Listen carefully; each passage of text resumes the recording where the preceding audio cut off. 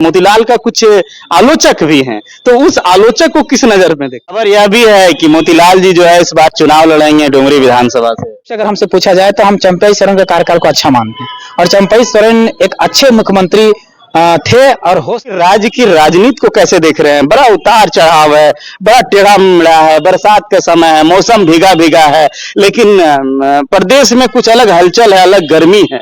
और साक्षात्कार लेने की जरूरत क्यों है जेबी कैसे? आप अगर एजुकेशन की बात करें तो पूरा भारत में सबसे खराब शिक्षा व्यवस्था अगर कहें तो बिहार के बाद झारखंड की है। अगर जनता हमें चाह रही है, जनता अगर हमें चाहती है कि चुनाव लड़े तो बाकायदा लड़ेंगे, क्यों नहीं लड़ेंगे? अगर हमारे अंदर एबिलिटी है, हमारे अंदर क्षमता है तो जरूर लड़ेंगे। कुछ साथी हैं, आपके पत्रकार बंधु हैं, उन्होंने आरोप लगा दिया कि मोतीलाल महतो ये कार्यक्रम कर गया, इतना लाख रुपया खा गया। ये निराधार चीज। लोकसभा चुनाव का दौर खत्म हो चुका है, अब झारखंड प्रदेश में सरकार चुनने की बारी है, यानी विधानसभा का जो चुनाव है उसकी दौर शुरू हो रही है। सभी पार्टियां अपने अपने स्तर से चुनावी दौर में हैं, अपने अपने प्रचार में हैं, अपने अपने संगठन को मजबूत करने में हैं। सब ये दावा करने में है कि हम ये इतना सीट लाएंगे, कुछ इतना लाएंगे, कुछ इतना लेंगे। लेकिन प्रदेश में एक अलग ही तस्वीर भी बनी हुई है कि चंपई सोरेन की सरकार थी, उससे पहले हेमंत सोरेन की सरकार थी, ईडी की कार्रवाई के बाद चंपई सोरेन की सरकार आई, उसके बाद पुनः जब जेल से रिहाई हुई तो पुनः जो है हेमंत सोरेन की सरकार आई। मंत्रिमंडल का गठन होना है 8 तारीख को आने वाला समय में। इस वक्त हमारे साथ बात करने के लिए JBKSS झारखंडी भाषा खतियान संघर्ष समिति या झारखंडी क्रांतिकारी JLKM झारखंड लोकतांत्रिक क्रांतिकारी मोर्चा के वरीय उपाध्यक्ष मोतीलाल महतो जी हमारे साथ हैं। हम मोतीलाल जी से जानना चाहेंगे कि प्रदेश की राजनीति को किस नजर से देखते हैं और चुनाव की क्या कुछ तैयारी है। बहुत सी सवाल है, हम थोड़ा सा शॉर्ट में बात करने का प्रयास करेंगे। मोतीलाल जी, हमारे चैनल पे आपका बहुत बहुत जोहार है। आपके चैनल के सभी दर्शकों को मेरे तरफ से जमा जमा जोहार। डुमरी विधानसभा अभी जो लोकसभा चुनाव हुई, जयराम जी जो है सो चुनाव लड़े, अच्छा खासा मत लाए। डुमरी विधानसभा में आपकी बहुलता रही, बढ़त रही। आप अपने आप को कहां देख रहे हैं, कैसे देख रहे हैं? देखिए, सबसे पहली बात अपने आप को देखने की बात है तो हमने अपने आप को कहीं देखा ही नहीं है। इसलिए मैं इस बात को कह रहा हूं कि जब इस आंदोलन की शुरुआत हुई थी 25 दिसंबर 2021, तो उस समय हम लोगों ने किसी तरह का विधायक या सांसद का कोई किसी तरह का सपना ही नहीं देखे थे कि हम लोग आगे चल के ये होगा। हम लोगों का एक मुद्दा था, एक भाषा था, क्योंकि हम भी स्टूडेंट थे और कहीं ना कहीं उस वो जो नीति बनी थी उससे कहीं ना कहीं हम पीड़ित हो भी रहे हैं, शोषित होते, इसलिए हम लोग लड़ाई लड़ने आ गए थे। और लड़ाई लड़ते लड़ते हम लोग सरकार को मनाने का प्रयास किए, सरकार नहीं मानी तो हम लोग यहाँ तक चले आए। बाकी आप कहेंगे कहाँ देखते हैं तो हम लोग ने आज तक देखा ही नहीं, और कहाँ जाएंगे ये भी हमें पता नहीं, क्योंकि हम लोग भविष्यवेता है नहीं और भविष्यवाणी कर नहीं सकते कि हम कहाँ जाएंगे और कहाँ देखते हैं। खबर यह भी है कि मोतीलाल जी जो है इस बार चुनाव लड़ेंगे डुमरी विधानसभा से। हाँ, अगर हमारी पार्टी लड़ेगी तो उस तौर पर अगर देखा जाए तो एक बेहतर विकल्प के रूप में अगर हमारी पार्टी हमें देखती है। देखिए, हम पार्टी का या संगठन का वरीय उपाध्यक्ष जरूर है, वरीय पदाधिकारी जरूर हैं, पर निर्णय हमारे हाथों में नहीं, निर्णय हमारा कोर टीम लेती है। हम कभी भी अपने संगठन या अपने पार्टी के विरुद्ध नहीं, हम उनके निर्णय का स्वागत करते हैं। अभी गिरिडीह आप आए हुए हैं, गिरिडीह में जो है देख रहे हैं कि अध्यक्ष संगठन विस्तार को लेके, अध्यक्ष, सचिव, कोषाध्यक्ष या प्रवक्ता को लेके आप जो है सो साक्षात्कार ले रहे हैं। एक साक्षात्कार होता है कि कोई जॉब वैकेंसी जब होती है तब लोग IAS IPS का जो साक्षात्कार होता है, जिस टाइप के आप यहाँ साक्षात्कार लोगों से ले रहे हैं, आखिर में इसका उद्देश्य क्यों है, क्या है, और साक्षात्कार लेने की जरूरत क्यों है JBKSS? हाँ, ये बात आपका सही है। देखिए, हम लोग ने पहले कह दिया कि एक नया राजनीतिक पार्टी है और यहाँ हमारी नई सोच है, नई विचारधारा है, तो हम नए तरीके से काम करेंगे।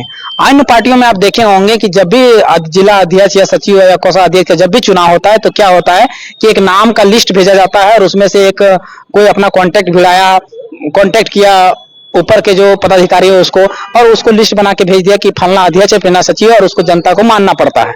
लेकिन हम लोगों ने एक सिस्टम डेवलप किया कि नहीं, वैसा नहीं होगा। यहाँ होगा कि अगर जो निचले तबके का लोग है और उसके अंदर अगर टैलेंट है, गुण है, अगर क्षमता है, तो वो भी आके पार्टिसिपेट करे और अपनी क्षमता को दिखाए कि मैं जिला अध्यक्ष बन सकता हूँ, प्रखंड अध्यक्ष बन सकता हूँ, उसका बकायदा जैसे जेपीएससी के टाइम में होता है कि एक पैनल बैठता है, 5 को टीम का एक पैनल बैठा है और पैनल सारे मार्क दे रहा है, सेम टू सेम हम लोगों ने मार्क का सिस्टम डेवलप किया है कि उसी तरह से बोलने की क्षमता क्या है, उसका स्किल्स क्या है, राजनीतिक क्षमता क्या है, वो सारा चीज को परखा जाता है, देखा जाता है और उस आधार पर हम लोग को जाके वहाँ चयन करें, उनके नामों पर जिसका अच्छा मार्क रहेगा उसको हम लोग चयन करने का काम करें। ये जो प्रखंड या फिर जिला कमेटी विस्तार को लेके ही है, या चुनाव में जो अभ्यर्थी आएंगे, जो कैंडिडेट आएंगे, जो आपका विधानसभा का प्रत्याशी आएंगे, उनको लेके भी ये सेम कंडीशन सेम है, इसी तरह का रहेगा। हो सकता है थोड़ा बहुत फेरबदल रहेगा लेकिन इसी तरह कंडीशन रहेगा। बाकायदा हम लोगों ने अपना लेटर पेड पे जारी भी कर दिया है कि 10 आपने पढ़े भी होंगे कि उसका स्नातक होना चाहिए, आंदोलन में भागीदारी सुनिश्चित होनी चाहिए, राजनीतिक परिपक्वता होनी चाहिए, इस तरह का हम लोगों ने 10 कॉलम बनाया है और उसमें जो फुल फिल करेंगे। और हम लोगों ने पहला वरीयता जो दिया है वो सबसे पहले एजुकेशन पर्सन को दिया है। क्या होता है कि अन्य पार्टियों में भी जितना भी देखे होंगे, कोई मैट्रिक पास किया, कोई मैट्रिक फेल है, उसको भी जाके सांसद विधायक बना दिए। तो राज्य के कमान को लोग सही तरीके से संभाल नहीं पाते हैं। जो नीतियां होती हैं, पॉलिसियां होती हैं, उनके बारे में लोग जान नहीं पाते हैं। तो जो आईएएस आईपीएस उनके फायदे के लिए जो नीतियां होती है, पॉलिसी वो लोग बना के दे देते हैं और वो लोग साइन करके चले जाते हैं। तो ये चीजें नहीं हो, इसलिए हम लोगों ने पहला जो प्रेफरेंस रखा है वो रखा है स्नातक, कि हमारा जो कैंडिडेट होगा वो स्नातक पास होगा। ये पास होगा। हाँ, ये पहला हमारा एक नया सोच को डेवलप। अगर स्नातक उस एरिया से ना आए तो ऐसा तो पॉसिबिलिटी ही नहीं है कि एक विधानसभा हो आज के डेट में स्नातक पास ना हो। नहीं, अगर वैसा चेहरा नहीं आए जो जनता उसको जान रही हो और आपके यहाँ आंदोलन में नहीं हो, और तब उस कंडीशन में आप क्या करेंगे? हाँ, तो मैंने कहा पहले ही कह दिया कि उसमें कुछ फेरबदल हो सकती है। फेरबदल हो सकती है, अगर फेरबदल हो सकती है और नहीं तो 10 कॉलम है उसमें, जरूरी नहीं कि आपके 10 के 10 कॉलम को फुलफिल करे। 1-2 कॉलम अगर नहीं भी रहती है 80% पास होना चाहिए। जैसे स्नातक तो मस्ट इंपॉर्टेंट रहेगा क्योंकि पढ़ा लिखा होना तो जरूरी है ना। इसके अलावा बहुत सारे उसमें कॉलम है, उसमें एक आध को अगर छूटता है तो कोई आपत्ति नहीं है। चलिए, अभी जयराम जी के ऊपर भी बहुत से सवाल हैं, जेल के जेबी केसेस को लेके भी सवाल हैं, उस पर हम जाएंगे।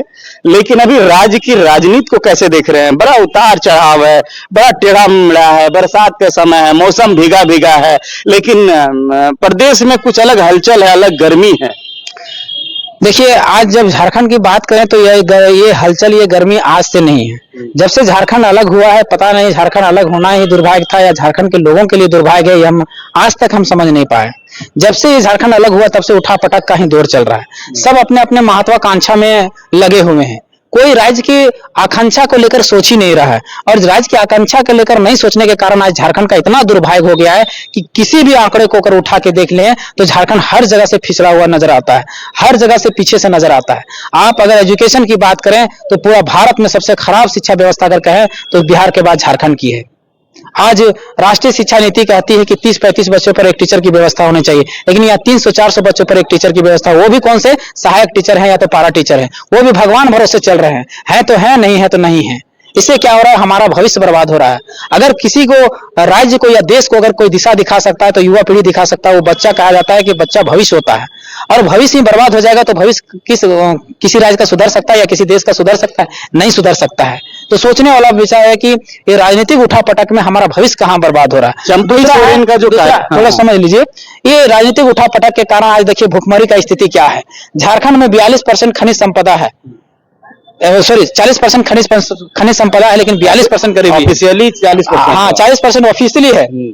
ऐसे तो ज्यादा हो सकता है लेकिन ऑफिशियली 40% है, ऑफिशियली है कि 42% गरीबी है। सोचने वाला दुर्भाग्य की बात है कि पूरा बिहार में अगर सबसे ज्यादा गरीब कहीं है तो तो भारत में अगर सबसे ज्यादा कहीं गरीब है तो बिहार के बाद झारखंड में, और सबसे ज्यादा अगर पलायन कहीं हो रहा है तो बंगाल और बिहार के बाद झारखंड में हो रहा है। तो सोचने वाला बात है कि सबसे खनिज संपदाओं वाला राज्य, परिपूर्ण तरीके से खनिज संपदा से भरा हुआ राज्य, आज यहाँ के बच्चे, बाल बच्चे जो है दर दर की ठोकरें खा रहे हैं। यही बात तो अभी जेएमएम कर रही है, यही बात तो भाजपा कर रही है, तो आप अलग कैसे हो रहे हैं? अरे भैया, हम अलग इसलिए कर रहे हैं कि भाजपा ने तो राज किया है। कितना साल राज किया है? सबसे ज्यादा तो वही राज किया है। उसके बाद जेएमएम ने राज किया है। अगर आप यही बात करते और सही में आपको अंदर आपकी मंशा रहती कि हम इनके भला करेंगे तो आज तक तो कर दिए होते, लेकिन क्या किए बताइए? तो भाजपा से भी प्रश्न है और जेएमएम वालों से भी सवाल। हाँ, कुछ काम कोई भी सरकार आएगी तो कुछ ना गली नली सड़क तो कुछ ना कुछ तो बनाएगी ही। पर उसको हम विकास का पैमाना ना मान लेंगे। पैमाना तब मानेंगे जब हम गरीबी रेखा में हट के सबसे गरीबी रेखा से खत्म हो जाए, मेरा परसेंटेज कम हो जाए, तब हम मानेंगे। हमारा जो हैप्पीनेस का इंडेक्स है उसमें हम आगे रहें, तब हम मानेंगे। तब हम मानेंगे जब हमारे जो पलायन का दर्द है, जो पलायन जो सबसे ज्यादा है वो कम हो जाए, तब हम मानेंगे कि हमारा विकास हुआ। फिलहाल जी देख रहे हैं कहीं ना कहीं कमियां हैं। हाँ, हम देखेंगे तब कि जब हमारे बच्चों को अच्छे से शिक्षा अन्य राज्यों की तरह, चाहे दिल्ली का मॉडल हो, चाहे गुजरात की मॉडल की तरह यहाँ शिक्षा मिल रहा है, तब हम राज्य के विकास के पैमाने को मानेंगे। हम तब राज्य को सही मानेंगे जब हम इलाज कराने के लिए, अगर कोई कैंसर हो गया, कोई लिवर का हो गया, हार्ट ट्रांसप्लांटेशन कराना, उसके लिए वेल्लोर जाना पड़ रहा है, वो काम हमारे यहाँ इलाज होने लगे, तब हम मानेंगे कि हमारा विकास का पैमाना हुआ है, हमारा राज्य का विकास हुआ है। विकास उसको नहीं कहेंगे गली बन गया, नली बन गया, सड़क बन गया, ये छोटी चीजें हैं। कोई भी सरकार आएगी तो फंड आएगा तो वो करेगी ही करेगी, इसको विकास के पैमाना हम। चलिए, आपके चुनाव की स्ट्रेटजी क्या है जेबीकेएसएस जेएलकेएम का, ये हम जानेंगे। इससे पहले की चंपई सोरेन का जो 5 महीने का कार्यकाल है, उसके बाद इस्तीफा देना, आप एक यूथ मोतीलाल महतो कैसे देख रहे हैं, क्योंकि आप जेएलकेएम के एक वरीय अधिकारी भी हैं। देखिए, मैं जो वर्तमान मुख्यमंत्री, उससे चंपई सोरेन का, अगर हमसे व्यक्तिगत सवाल है मेरे संगठन, अगर व्यक्तिगत रूप से अगर हमसे पूछा जाए तो हम चंपई सोरेन के कार्यकाल को अच्छा मानते हैं, और चंपई सोरेन एक अच्छे मुख्यमंत्री थे और हो सकते थे अगर उनको मौका दिया जाता तो। ऐसा मैं इसलिए कह रहा हूं कि वो संघर्षशील व्यक्ति थे। ऐसा नहीं कि मैं उनका कोई सगा संबंधी वैसा नहीं है, या मेरा उससे जान पहचान है, ऐसा नहीं है, और जेएमएम से मेरा कोई नाता रिश्ता भी नहीं है। ऐसा नहीं कि मैं जेएमएम का तारीफ कर रहा हूं, पर अगर जेएमएम से ही अगर चयन की बात किया जाए तो, क्योंकि वे संघर्षशील व्यक्ति थे, आंदोलनकारी भी हैं, झारखंड को आंदोलन कराए भी है, लड़ाई भी लड़े हैं, बहुत सारी लड़ाई, तो उन्होंने दर्द को, पीड़ा को, झारखंड के टीस को समझे हैं, किस तरह से वो लड़ाई लड़ रहे थे, किस तरह से किन परिस्थितियों में झारखंड को अलग कराए हैं, उस गुरु जी के साथ वो आंदोलन किए थे, तो उनको अच्छे से दर्द को महसूस किए हैं, तो एक अच्छा डिसीजन ले रहे थे। कुछ चीजें कैबिनेट का एक ही फैसला उनके कार्यकाल में आ पाया, और उनके फैसलों को पढ़ा जाए तो अच्छा वो डिसीजन लिए, तो हो सकता है कि उनको टाइम मिलता तो और बेहतर करते हैं। चलिए, एक और है उसी से संबंधित कि ये पिछले 5 सालों में जो कार्यकाल रहा है गठबंधन का, इसमें 3 बार उठापटक हुई है। 3 बार के दरमियान में आप इसको कैसे देख रहे हैं? देखिए, कमियां कहां अगर देखें कि किन के तरफ से रहा, या क्या कुछ रहा कि 3 बार उठापटक करना, 2 बार करना पड़ा इस तरह? देखिए, कहीं ना कहीं राजनीतिक षड्यंत्र भी होता है, और कहीं ना कहीं अपने अंदर आदमी का दोष भी रहता है। दोनों चीजें चल रही हैं यहाँ पे। अच्छा, दोनों किसी एक चीज को दोषी नहीं मान सकते। हाँ। राजनीतिक उठापटक चल रही तो वहां कहीं ना कहीं अपना दोष है, और जब कमियां यहाँ है कि आपने उस चीजों पे काम नहीं किए। जैसे आप कहने का, आप किन मुद्दों को लेकर आप सरकार में आए थे? पहला मुद्दा आपका क्या था कि झारखंड कौन है, झारखंड में झारखंडी कौन है, पहले हम उसको आइडेंटिफाई करेंगे, परिभाषित करेंगे। 1932 का जो उसके आधार पर नियोजन नीति बनाएंगे, और युवाओं को रोजगार देंगे। 75% प्राइवेट नौकरियों में रोजगार देंगे। 100 नौकरियां अगर सीडी की निकलते 90% उस पर रोजगार देंगे, और ऑफिसर का पद होगा तो उसमें 75% देंगे। अगर बेरोजगार कोई युवा पीढ़ी है तो उसको अगर नौकरी नहीं दे पाए तो 5,000 7,000 बेरोजगारी भत्ता देंगे। क्या आज तक जितने मैनिफेस्टो में है, हेमंत सोरेन का पूरा नेट पे आपको मैनिफेस्टो मिल जाएगा, आप उसमें गिन के देखिएगा कि क्या कोई भी मैनिफेस्टो कितना परसेंट लगता है कि पूरा हो पाया होगा? 1-2%, वही जो बोले थे कि 100 यूनिट बिजली, अच्छा, ये मिला है। जो चीजें हैं मैं बता देना चाहता हूँ, ऐसा नहीं कि हम क्रिटिसाइज करेंगे हर चीज पे। हाँ। उन्होंने पूरा किया तो कितना परसेंट? 1 से 2%, 98 के बराबर। 98% चीजें छूट गई है। 98% जो चीजें, तो जो मेन चीजें थे वो छूट गया। ऐसा कि हमारे पास नहीं रहती और आप नहीं दे पाते। आपने वादा किया था 5 लाख नौकरियां, अगर 5 लाख नौकरियां हमारे पास नहीं रहती और सरकार झूठा वादा करती तो हम उसको घेरते, पर यहाँ 5 लाख नौकरियां हैं। झारखंड में कार्मिक विभाग की डाटा है कि 5.5 लाख सरकारी नौकरी है, जिसमें 3.5 लाख पोस्ट खाली है। और 3.5 लाख पोस्ट खाली क्यों है? क्योंकि एक अच्छा बेहतर स्थानीय नीति नहीं, नियोजन नीति नहीं, विस्थापन नीति नहीं है। एग्जाम होता है और वो किसी कोई जाके केस कर देता है कि स्थानीय नीति सही नहीं है, नियोजन नीति नहीं है, और वो हाई कोर्ट और सुप्रीम कोर्ट का चक्कर काटते रह जाती है, जिस कारण से जेएसएससी का एग्जाम हो या सीजीएल का एग्जाम हो 10 साल में 5 साल में लटकी हुई रहती है। तो उसको एक बेहतर नीति बना के उसमें रोजगार दिया जा सकता था। मान ले 3.5 लाख पोस्ट भरता 5 लाख का वादा किए थे। नया नया अभी राज्य बना है तो नए नए बहुत सारे बीडीओ ऑफिस बने हैं, सीओ ऑफिस बने हैं, डीसी ऑफिस बने हैं, तो उसको नौकरियों का सृजन किया जा सकता था और इस सृजन को बढ़ाकर 8 लाख तक किया जा सकता था, क्योंकि राज्य बनने के बाद तो उतना ही ऑफिस तो है नहीं, ऑफिस का दायरा भी बड़ा है, सचिवालय का भी दायरा बड़ा है, तो एम्प्लॉय चाहिए कि नहीं चाहिए? चाहिए, तो उसमें सृजन किया जा सकता था। तो ये बड़ी बात नहीं है 5 लाख नौकरियां देना, लेकिन कहीं ना कहीं हाँ सरकार चूक गई है, सरकार चूक गई। और जब ये फंसते हैं तब ये गुमराह करते हैं कि नहीं हम आदिवासी का बेटा है, झारखंडी बेटा है, इसलिए बाहरी षड्यंत्रकारियों के द्वारा फंसाया जाता। अगर आप काम करते और तब फंसाया जाता तब हम समझ सकते थे। अब जेबी केसेस क्या कुछ तैयारी करके इन सारे मुद्दों को झारखंड वासियों को देने को लेके क्या कुछ तैयारी में है? कितने सीटों पे चुनाव लड़ने की तैयारी में है? जहां तक आप तैयारी की बात करते हैं जेबी केसेस का, तो जेबी केसेस की कोई तैयारी नहीं है। जेबी केसेस की यही तैयारी है कि जिन नीतियों को लेकर हम लोग लड़ाई लड़ने आए हैं उन नीतियों को जनता तक लेकर जाएंगे। जैसे हम लोग जेएमएम जैसे कह रही थी हवाई में कि हम 32 लागू करेंगे, वो ऐसा हम लोग नहीं करेंगे। हम लोग लोगों को बताने की कोशिश करेंगे कि 32 आपको क्यों जरूरी है, आपको स्थानीयता होना क्यों जरूरी है, नियोजन नीति होना क्यों जरूरी है, खनन नीति होना क्यों जरूरी है, प्राइवेट नौकरियों के लिए 75% क्यों जरूरी है, सी और डी की नौकरियों में 90% आपके लिए क्यों रिजर्व होना जरूरी है। हम जनता को बताने की कोशिश करेंगे कि आपके बच्चे पढ़ लिखकर मैट्रिक इंटर करके आज पलायन क्यों कर रहे हैं। केवल इन चीजों को ले जाकर जनता को बताएंगे, ये हमारी तैयारी है। हम ये जनता जैसे जागेगी, जैसे जानेगी, जैसे समझेगी, वो खुद ब खुद हमको कहेगी कि नहीं आप जाइए और आप हमारे लिए नीति बनाइए। मिली जानकारी में ये पता चला है कि जयराम जी बोल रहे थे कि 50 से 55 सीट के बीच में हम चुनाव लड़ेंगे, क्या ये सच है? देखिए, अगर उन्होंने कहा है तो कुछ सोच विचार जानकारी पे कंफर्म नहीं, सूत्रों के द्वारा उन्होंने भी लड़ सकते हैं ऐसा उन्होंने कहा है, लड़ेंगे ऐसा नहीं कहा है। तो इन दोनों शब्दों में अंतर है। तो ये कोर कमेटी का डिसीजन होगा, हो सकता है 50-55 में लड़े, हो सकता है 60 भी लड़े, हो सकता है 40 भी लड़े। तो ये वहां तय होगी जैसे जैसे हमारे कैंडिडेट में इसलिए जाएंगे, जिस तरह से हमारा जो विचारधारा है उस विचारधारा को आगे बढ़ाने वाले साथी मिल जाएंगे, संघर्ष करने वाले साथी मिल जाएंगे, तो उस तरह से हम लोग आगे बढ़ने का काम करेंगे। ये श्योर है कि मोतीलाल महतो जेबी केसेस के टिकट पे आ रहे हैं डुमरी विधानसभा? क्योंकि देखिए डुमरी में लोग देख रहे हैं, जब भी डुमरी की बात आती है विधानसभा की, वहां मोतीलाल महतो सामने खड़ा नजर आते हैं। तो इसमें क्या कुछ है कि क्या चुनाव लड़ेंगे या कहीं संशय है? देखिए, अगर जनता हमें चाह रही है, जनता अगर हमें चाहती है कि चुनाव लड़े तो बाकायदा लड़ेंगे, क्यों नहीं लड़ेंगे। अगर हमारे अंदर एबिलिटी है, हमारे अंदर क्षमता है तो जरूर लड़ेंगे। आपके नेतृत्व में ज्यादातर वोट जो है डुमरी विधानसभा से मिला है। देखिए, हमारे नेतृत्व में मिला है जरूर है, लेकिन हमने नहीं किया है, वो सारे पब्लिक एक बूथ से लेकर बूथ से उठा हुआ लड़का, बूथ प्रभारी, पंचायत प्रभारी, पंचायत अध्यक्ष, सचिव, कोषाध्यक्ष, प्रखंड अध्यक्ष, इन सबका योगदान है, केवल मोतीलाल महतो का योगदान नहीं। हाँ, मोतीलाल महतो केवल इतना ही कर सकता है कि उनको गाइड देने का काम किया, गाइड करने का काम किया है, उसमें जा जाके टीम बनाने का काम किया है, संगठन बनाने का काम किया है, बूथ में बूथ कमेटी बनाने का काम किया, पंचायत कमेटी बनाने का काम किया, प्रखंड कमेटी बनाने का काम किया है, उनको जोड़ने का काम किया, उनको समझाने का काम किया, उनको जागरूक करने का काम किया, ये किया है। लेकिन सब हम दिलाए ये हम नहीं कह सकते। लोग कहते हैं कि मोतीलाल महतो जेबी केसेस या जयराम महतो का एक चाणक्य है, इस पे क्या कुछ सच्चाई है? देखिए, जनता का अगर लोग कहते हैं तो उनका प्रेम है, उनका प्यार है, पर चाणक्य बहुत बड़े व्यक्ति थे।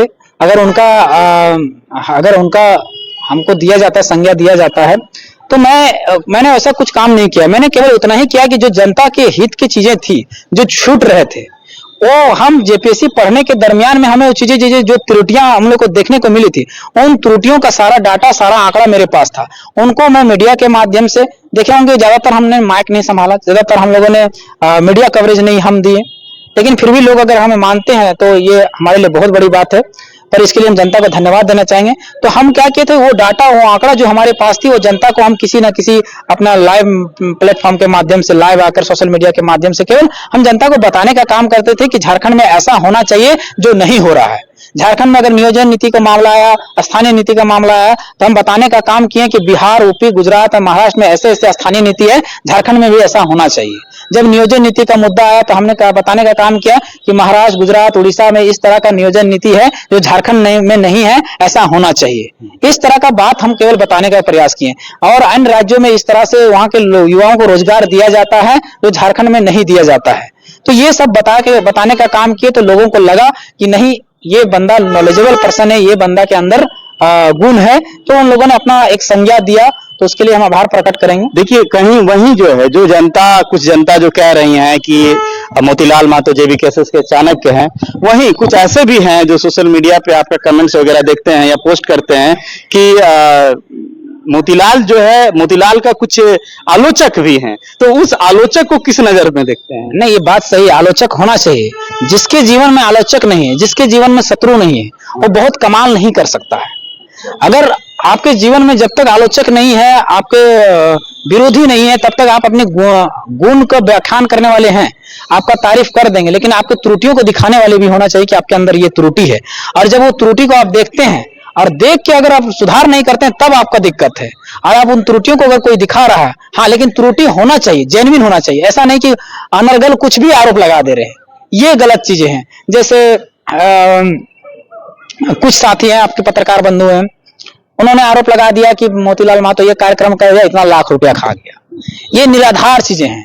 हम किसी को अपना अगर किसी भी चीज का पत्रकार बंधु या कोई ना छोड़िए, नहीं ना कुछ हमने कहा, हम आपने आपको नहीं कहा है, जो पत्रकार जिनके लिए अपने आप में एक बहुत बड़ा समूह आ जाता है। समूह को मैंने नहीं कहा, कुछ कहा। अच्छा, कुछ कहा तो वो कभी आ जाते हैं, पर हमने कहा कि हम आपको हिसाब नहीं दे सकते या किन्हीं और को हिसाब नहीं दे सकते।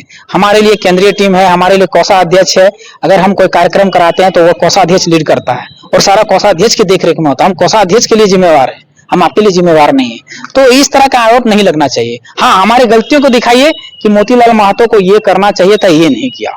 क्या सीट आने की संभावना है? देखिए इस बार चुनाव में अब देख पा रहे हैं जनता जिस तरह से रुझान है जेबी केसेस की तरफ।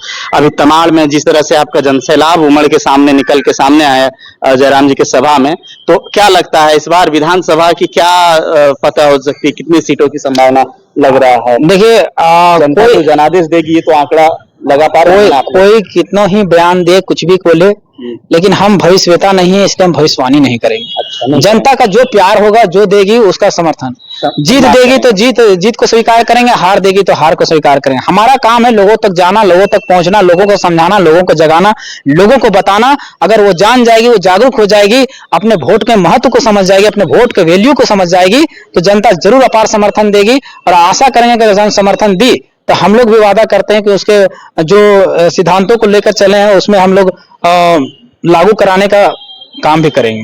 शुक्रिया आपका समय देने के लिए। तो ये थे मोतीलाल महतो जी, जिन्होंने बखूबी जवाब दिए हैं, चाहे वो प्रदेश का मुद्दा हो, चाहे प्रदेश में जो उथल पुथल है वो। अभी जिला कमेटी, अभी गिरिडीह में हूं और गिरिडीह जिला कमेटी का विस्तार हो रहा है, एक इंटरव्यू की तरह विस्तार हो रहा है जो स्क्रीन पर आप बखूबी देख पा रहे हैं। सारे सवालों का जवाब, बाकी चीजें छुट्टी है तो कमेंट बॉक्स में जरूर बताइएगा। मिलेंगे अगली कड़ी में। अभी सभी पार्टियां की तैयारी चल रही है कि कैसे विधानसभा चुनाव को फतेह करना है। बाकी देखना दिलचस्प होगा, समय पे ही मिलेंगे अगली कड़ी में। दीजिए पंकज को इजाजत, जोहार।